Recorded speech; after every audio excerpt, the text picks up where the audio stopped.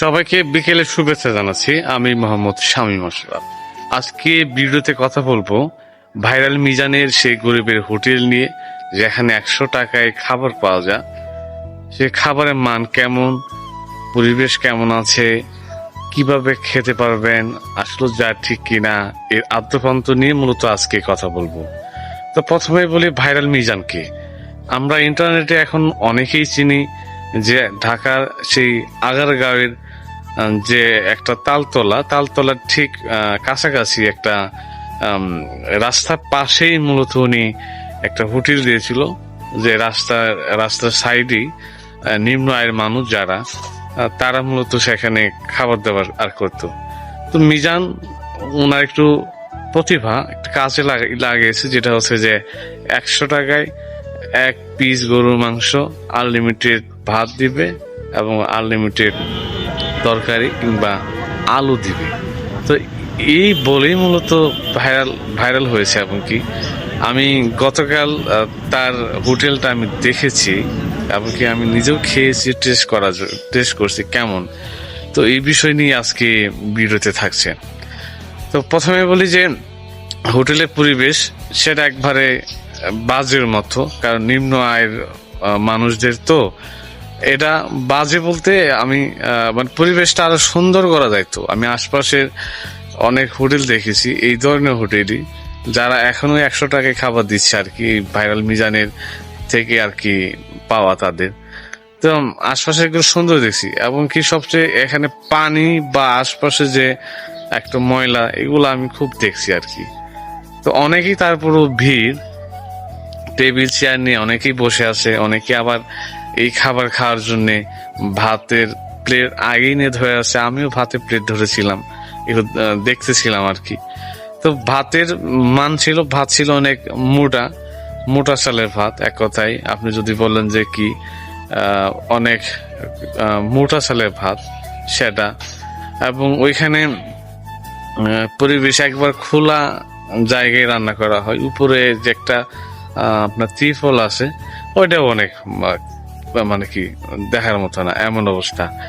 তো এখানে সবচেয়ে বড় একটা প্রবলেম হচ্ছে যে ভাইরাল হওয়ার কারণে এত মাত্রায় ভিউ ব্যবসায়ী যারা আপনার ইউটিউবে ভিডিও বানা বা ফেসবুকে ভিডিও বানা, এই কন্টেন্ট ক্রিয়েটর যারা আছে, এত মাত্রায় অবস্থা খারাপ করে দেয়, তারাই আবার এবং কি তারা মিজানের সাথে ছবিও উঠে, ভিডিও তৈরি করে, সে যেভাবে পারে সেভাবে ভিডিও তৈরি করে, কিন্তু তার কাজে ব্যাপক মাত্রায় ব্যাঘাত ঘটা।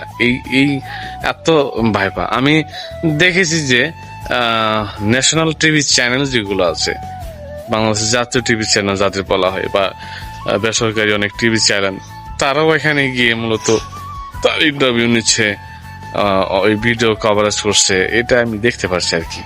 তো খাবারের মান নিয়ে প্রশ্ন বলি, আমি একটা 100 টাকা দিয়ে একটা টোকেন নিয়েছিলাম, এবং ওইখানে 1 প্লেট ভাত নিয়েছি। ভাতটা বললাম তো চাল অনেক মোটা ছিল, এবং কি অনেক ঝোল দিয়ে ভরা, আলু দিয়েছিল, তরকারি।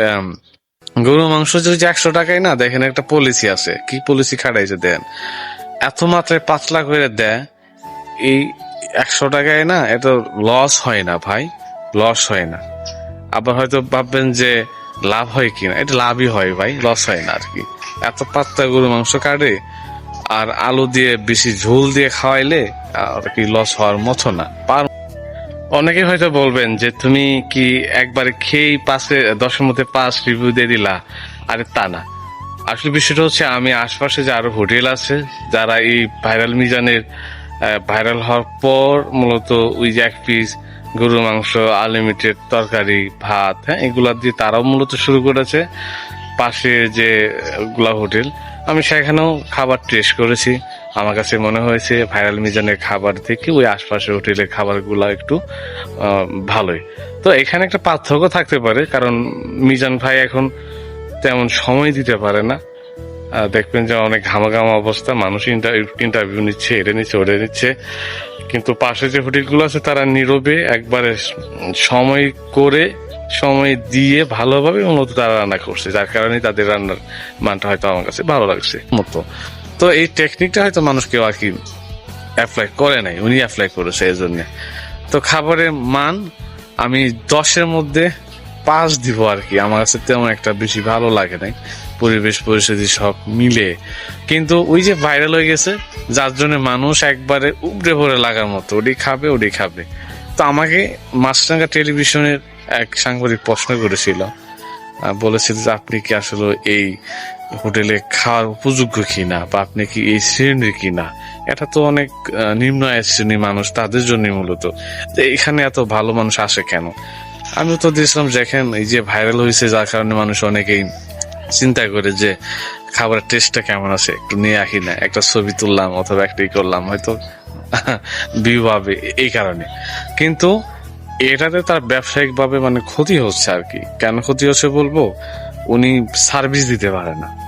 ওনার এখন হয়তো সময়ের কারণে, ভাইরাল শ্রুতির কারণে মানুষ ভালো বলবে, বেশ কয়েকদিন পরে দেখবেন যে তিনি আর এত কিছু করতে পারবে না, ওই স্বাভাবিক হয়ে যাবে আর কি। তো এই হচ্ছে ভাইরাল মিজানের আদ্যপন্ত। তো ভালো থাকুন সব।